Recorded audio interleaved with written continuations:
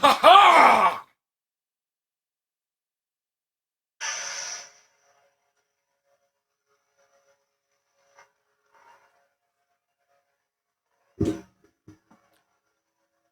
Are you ready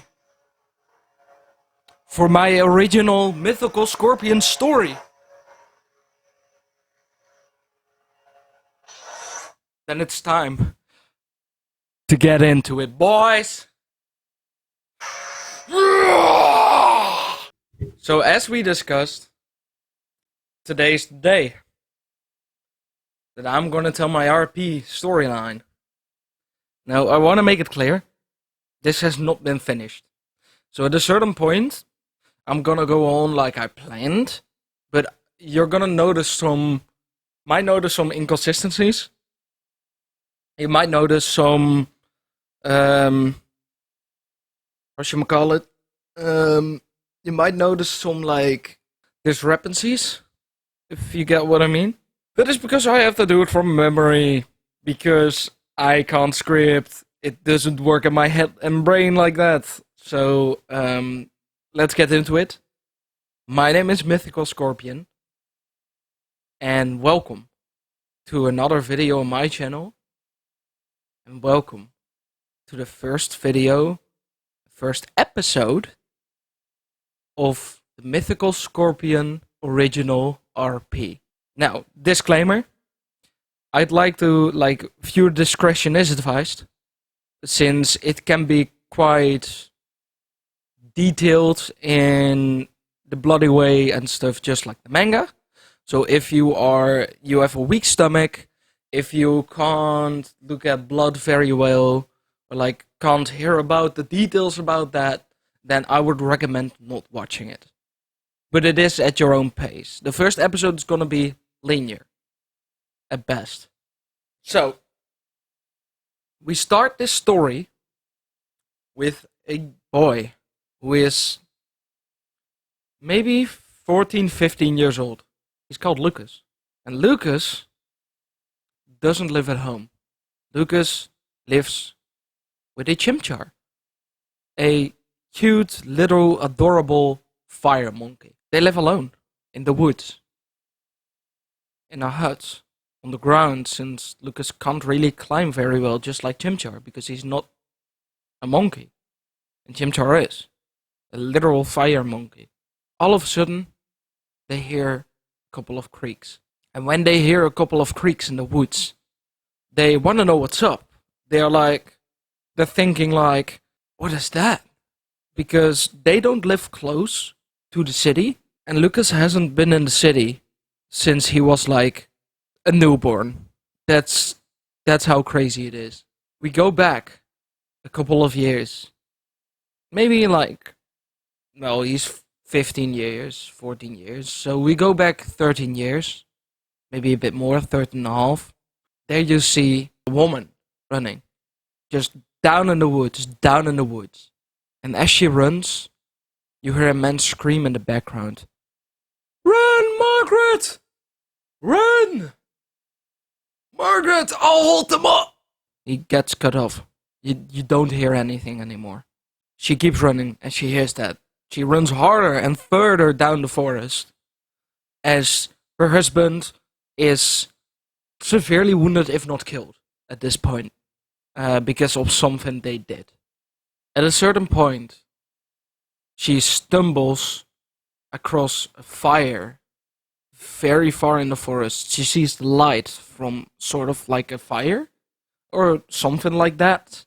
It isn't a lamp. It isn't an artificial light source. It is looking like it's coming from an actual fire, which is moving. After a while, she reaches the fire, and she sees there a couple of big fire monkeys called Infernape, and a little egg starts to hatch. As the egg starts to hatch, she can see a little glow between the cracks, and in the cracks there's a little fire going on. So she starts to walk closer and creeping closer to see what is happening.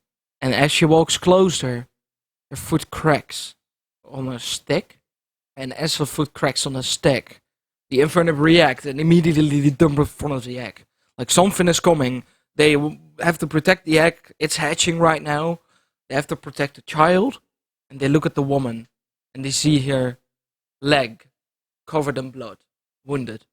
It's severely wounded. She can barely walk. The adrenaline took over in the running, and she can barely walk now. As they see it, they lower their guard. Seeing that she isn't a threat, and seeing at her face that she is scared to death of a couple of big, mad-looking Infernape. As she stumbles a bit backwards, she falls down. She faints. She fully faints. The Infernape are looking curiously. They are curious of what is happening. And as that's happening, and as she's fainting, they see something fall out of her hand, which one of the Infernape catches, because it jumps towards it. Because in there, in a blanket, is a very little newborn baby. As the Chimchar hatches from the egg, the first thing the Chimchar sees is its mother holding Lucas as a newborn child. And with newborn, I mean like maybe a couple of days or weeks old. At most, 3 weeks, not even a month. So they are about the same age, the Chimchar and Lucas. As the flashback ends, you can see Lucas with a Chimchar on his shoulder. With nothing around. Nobody, no humans, no Pokemon, only those two. In a hut. It seems like they've been alone for a while. At least a while, a couple of years. At best. Not even, probably. Maybe like 2 years they've been alone. As they hear something crack, they look out and see there some people in black uniforms with a rainbow R on it. Side note, from storytelling me, this is a story that goes through every region, but it's starting off in Kanto. They see people in black uniforms with a rainbow R on top of it. Some have rainbows, some have just red ones for some reason. It seems like the groups are split, as from two sides, rockets come out. When they see each other, a sort of yelling interaction occurs. As the yelling interaction occurs, Lucas grabs a bag and his little buddy Chimchar, and he runs out the back. The secret door from the hideout, as I'm gonna call it, because it's more of a hideout than a home. It looks, their base looks more like a hideout you make in the woods, where you're gonna be like, passwords, because your parents don't know the password, so they can't get in. You don't want them to get in because they're not familiar with the password. That's kind of a secret like base. It's sort of is, but it's well hidden in the woods. As they run out, they have to run deeper and deeper in the forest. Since they know there's a city out there, they know there's a city in the direction the yelling is coming from. They just don't know how long it's gonna take. It would take about 2 hours to get there if you're at a like jogging pace of like 8 kilometers an hour. So that's maybe 5 miles an hour, around that, I think, maybe a little bit less. So it's a while. So they have to run further into the forest. And as they run further into the forest, he stumbles. He stumbles over his own legs, over a little piece of brick that's for some reason in the woods. And he tumbles down a mountain. He tumbles down not a mountain, a hill. He tumbles down a hill with covered in trees and stuff, and like covered in branches on the ground and like leaves and everything. As he stumbles, he lands flat on his face with little Chimichar on his shoulder still, managing to land perfectly well on his feet. As he looks up, there seems to be a Teddy Ursa he's hit accidentally with a branch, right? Because it's the woods. So as they get down, they look up and see a crying Teddy Ursa and behind the Teddy Ursa, and Sharing turns around to the, well, not really behind. You have to see it as like they're here. The Teddy Ursa's there, and there's the Ursaring, more to the right of them. As the Ursaring starts to turn around, it roars. Ursaring! It roars. It's very mad that Lucas hurt its child. The Ursaring turns around, roars, because it's very mad at Lucas, starts running towards him. Which in response, first of all, they're frozen. That's a damn Ursaring. That's an Ursaring. You don't want to mess with those. They can be very aggressive for no reason. They're very territorial. And they just stumbled into their area and hurt their child. Accidentally, mind you, but they did do that. The Ursaring starts to run. Lucas gets up. Little Chimichar trying to help him get up as fast as possible. He takes Chimichar in his hands and he starts to run the other way. He starts to run away from the Ursaring, and he's running and he's running. He's running. It's as fast as he can. But out of nowhere, something hits him in the back. And he gets swept up, like scooped up, and just launched through the air. As the Ursaring has caught up to him and jabbed him in the back. And he flies through the air, thinking where it all went wrong. And thinking what to do next. He wants to protect Chimichar, but Chimichar is launched off his back and cannot move because it's flying in the air. He lands on his back and he catches Chimichar. And he tells Chimichar to run. Run as fast as you can, buddy. Run. This is a dangerous situation. You're too young for this. Run. You cannot fight that dude. He's too strong. As Chimichar starts to run, Lucas looks at himself. He is actually severely wounded. His leg is bruised, one is broken. His right one is bruised, his left is broken. His arm is all messed up because he landed mostly on like his elbow, on his left one, I'd say left one, and with his right one he got Chimichar. So his left one is probably broken, if not worse. And his back hurts a lot, so he can barely move and stand up. As he tries to stand up, he collapses immediately. Because the pain is too much, the adrenaline has already worn off, since he's been laying there for a couple of minutes, been flying through the air, been hit, and laying there. And since he did move, the pain starts to kick in. And it starts to kick in, and he cannot move at all. As out of nowhere, a bright light zooms past. As he is about to faint, he sees a bright light coming to his right side, shooting in front of the Ursaring, and after like a split second, it zooms off and the Ursaring is flying backwards. Like something came in and was like, pow! And it launched it backwards and immediately went away. He doesn't know what he just saw. The only thing he saw is sort of like lightning bolts. That's really what it looks like. A lightning bolt zooming past, and the Ursaring out of nowhere getting knocked back.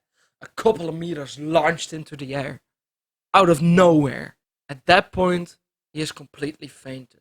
Chimichar runs back, not able to wake him up. As Chimichar sees only one option. To get to the city and get help. But knowing Chimichar, he's gonna be too afraid to do that.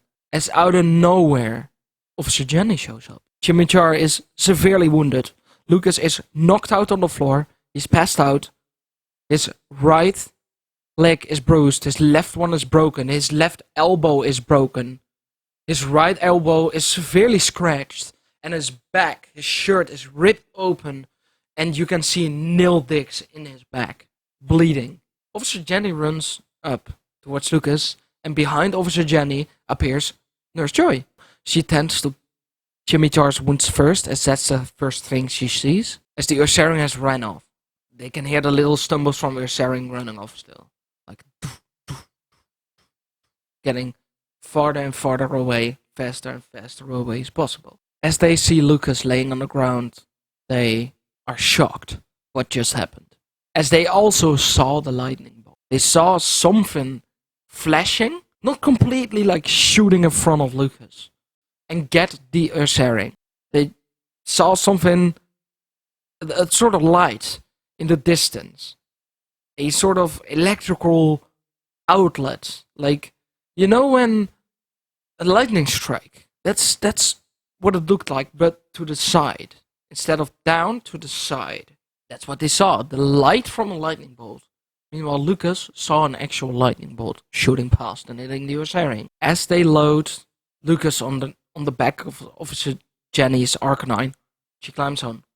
Nurse Joy's sitting in front on the Arcanine, holding Chimichar in her arms, severely wounded, almost fainted, passed out. Behind there, Lucas is laying on his stomach, since his back is severely wounded, and it's not very nice to lay like this, with Officer Jenny behind him, holding him in place, making sure he doesn't fall off as the Arcanine shoots off using extreme speed.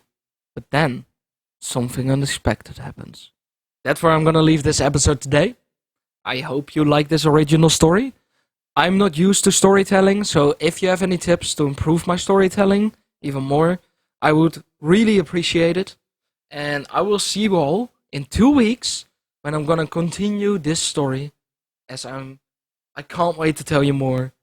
I hope you all enjoyed it. Leave a like if you like this video. You don't have to, but I would appreciate it. Subscribe if you want. You don't have to, but I would appreciate it. I would also appreciate it that if you are subscribed, that you would ring the notification bell so you get notified every time I upload. I would really appreciate that. But of course, if you don't want to, you don't have to. And I will see you guys later. Mythical Scorpion out. As she holds Lucas Chimichar and get the Osarian. Get the Nurse Joy holding Chimichar. Nurse Joy sitting in front of Chimichar. Before I leave, there's actually one more thing I need to do. My artwork is made by a very good friend of mine. If you want to see some of her art, if you want commissions, I'm gonna put her Instagram down in the description below. So make sure to check it out. Shout out to my friend DrawGirl2002. And I will for real see you next week now. Mythical Scorpion out.